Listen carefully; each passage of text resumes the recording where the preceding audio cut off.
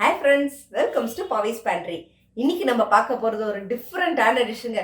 இந்த காயில் இப்படி கூட செய்ய முடியுமா அப்படின்றது தான். இப்போதான் என்னோட சேனல் நீங்கள் ஃபஸ்ட் டைம் பார்க்குறதா இருந்தால் சப்ஸ்கிரைப் பண்ணிக்கோங்க. பக்கத்தில் இருக்க பெல் ஐக்கானும் கிளிக் பண்ணிக்கோங்க. அப்போ தான் இந்த மாதிரி இன்ட்ரெஸ்டிங்கான புது புது வீடியோஸ் எல்லாம் நீங்கள் மிஸ் பண்ணாமல் பார்க்கறதுக்கு. அப்படி என்ன காய் அப்படின்னு யோசிக்கிறீங்க, என்ன ஸ்வீட்னா வேறுங்க பப்பாளி காயை வச்சு அல்வா எப்படி செய்யறதுன்னு தாங்க செஞ்சுருக்கோம். வாங்க வீடியோக்குள்ளே போனால் எப்படி செய்யறதுன்ற மிஸ் பண்ணாமல் பார்க்கலாம். இந்த மாதிரி பச்சையாக இருக்கிற பப்பாளி காய் எடுத்துக்கோங்க. இப்போ இதை தோலெல்லாம் சீவிட்டு கட் பண்ணி கழுவிட்டு நம்ம இப்போ வந்து துருவ போகிறோம். இப்போ வந்து பப்பாளி வந்து நல்லா கழுவிடுங்க, ஏன்னா அந்த தோல் சீவ பால் வந்துட்டே இருக்கும். நல்லா கழுவிட்டு இந்த மாதிரி இப்போ சீவ ஆரம்பிச்சிடலாம். இந்த மாதிரி பப்பாளி காய் எல்லாத்தையுமே வந்து துருவிக்கோங்க. துருவிட்டு இதை தண்ணியில் போட்டு நல்லா அலசணும். அப்போ தான் அந்த பால் வந்து ஃபுல்லாக போகும். இல்லைனா வந்து நிறைய பேத்துக்கு இந்த வாயில் புண்ணு வரும், ஒத்துக்காதுன்னுவாங்க. அதனால் நல்லா கழுவிடுங்க. கழுவிட்டு அதுக்கப்புறம் எடுத்து புழிஞ்சு வச்சு நம்ம செய்ய ஆரம்பிச்சிடலாம்.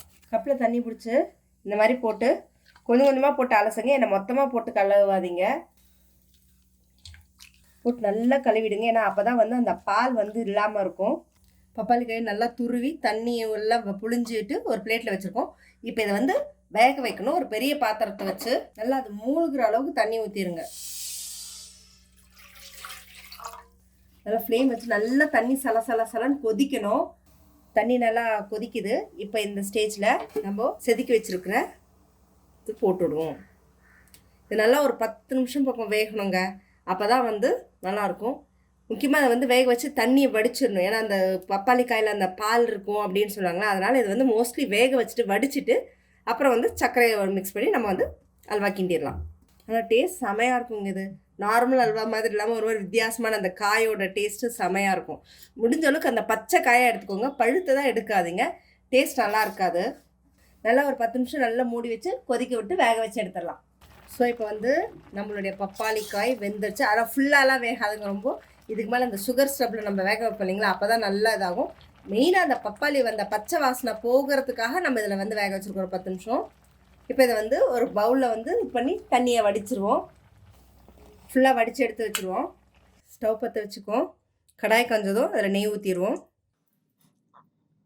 பப்பாளி காயை வடிச்சிட்டு இந்த மாதிரி மிக்சியில் போட்டு அரைச்சி எடுத்துக்கோங்க. ஏன்னா காயாக இருந்துச்சுன்னா கொஞ்சம் கடித்து சாப்பிட்றதுக்கு குட்டீஸ்க்கெல்லாம் சாப்பிட்றது கஷ்டம்.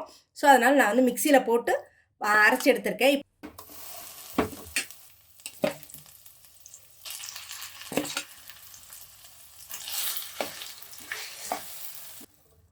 எல்லாம் அப்படியே கிளறிட்டே வந்துக்கோங்க.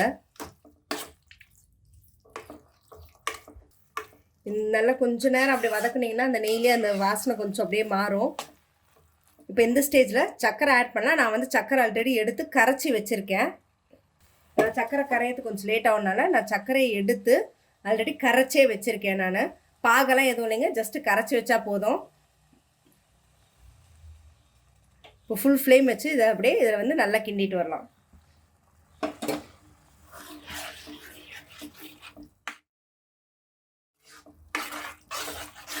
ஒரேடி ஆட் பண்ண வேண்டாம், நீங்கள் கொஞ்சம் கொஞ்சமாக ஆட் பண்ணிக்கோங்க.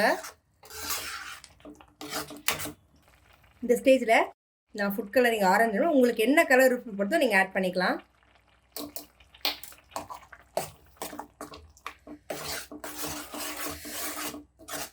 அல்வா அப்படின்னாவே அது மோஸ்ட்லி அந்த கலர்ஃபுல்லாக இருந்தால் தாங்க சாப்பிட்றதுக்கும் சரி பார்க்கறதுக்கும்.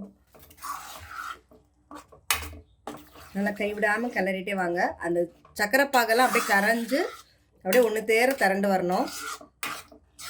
அல்வா சூப்பராக அப்படியே கலர் செம்மையாக இருக்குங்க. இது நல்லா அப்படியே திரண்டு வரணும். ஏன்னா சக்கரை பாகில் நல்லா அப்படியே உருகி அப்படியே அந்த மூத்தின நெய்யெல்லாம் அப்படியே உருகி வர்ற அளவுக்கு நல்லா திரண்டு வர்ற அளவுக்கு கைவிடாமல் நம்ம கிளறிட்டே இருக்கணும். இல்லை எவ்வளோக்கெவ்வளோ அந்த சக்கரை பாகு நல்லா மிக்ஸ் ஆகுதோ அதுதான் நம்ம அல்வாக்கான டேஸ்ட்டே. நிஜமாகவே செம்ம சூப்பர் டேஸ்ட்டாக இருக்குங்க அது. ஏன்னா ஒரு தடவை இதுக்கு முன்னாடி செஞ்சுருக்கேன். ஸோ செஞ்சது செம்மையாக வந்ததுனால தான் இந்த ரெசிபி நான் உங்களுக்கு ஷேர் பண்ணுறேன். நம்ம அல்வா அப்படியே ரெடி ஆகிட்டே வருதுங்க. பப்பாளி காய் அல்வா பார்க்குறப்ப அப்படியே கலர் செம்மையாக இருக்குது. ஆனால் பச்சை கலர்லாம் போச்சு. பச்சை கலர் போட்டுதான் நம்ம பப்பாளி காய் அப்படின்றதுக்கான அது செம்ம சூப்பராக இருந்திருக்கும். ஸோ பச்சை கலர் நான் மிஸ் பண்ணிட்டேன். ஸோ அதனால் இருக்கிற ஃபுட் கலரிங் தான் இப்போ போட்டிருக்கேன். ஸோ இந்த ஸ்டேஜில் வந்து கொஞ்சம் நெய் ஆட் பண்ணிக்கலாம். மொத்தமாக ஆட் பண்ணோன்னா கொஞ்சம் கொஞ்சமாக ஆட் பண்ணிக்கோங்க.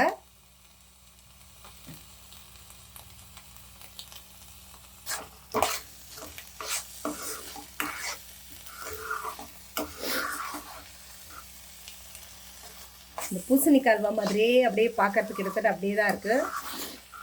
அதனால் அப்படியே அந்த நெய் பிரிஞ்சு வர வரைக்கும் கொஞ்சம் லேசாக கலரிப்போம். நம்மளுடைய பப்பாளிக்காய் அல்வா ரெடி ஆகிடுச்சுங்க. செம சூப்பராக இருக்குது, கலர்ஃபுல்லாக பார்க்குறதுக்கு. ஸோ இந்த ஸ்டேஜில் அப்படியே எல்லாம் திரண்டு வந்துடுச்சு. இப்போ வந்து முந்திரி திராட்சை மட்டும் வறுத்து இதில் ஆட் பண்ணிட்டோன்னா நம்மளுடைய அல்வா ரெடி ஆகிடுச்சு.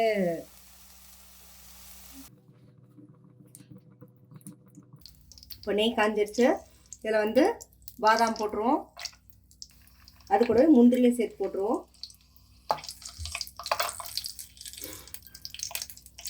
திராட்சை வேணும்னா போடுங்க, நான் ஆட் பண்ணலை. ஏன்னா திராட்சை போட்டால் அந்த டேஸ்ட் வந்து கொஞ்சம் கம்மியாயிடும், அதனால் நான் திராட்சை ஆட் பண்ணலை. ஒரு முந்திரியும் பாதாம் மட்டும் தான் நான் இன்னைக்கு போடுறேன். இது நல்லா வறுத்து முடிச்சதும் எடுத்து அதில் கொட்டிடலாம். அவ்வளோதான், நம்மளுடைய பப்பாளிக்காய் அல்வா ரெடி.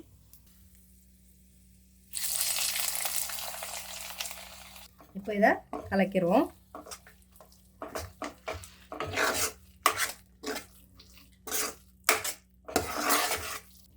சுவையான பப்பாளிக்காய் அல்வா ரெடிங்க.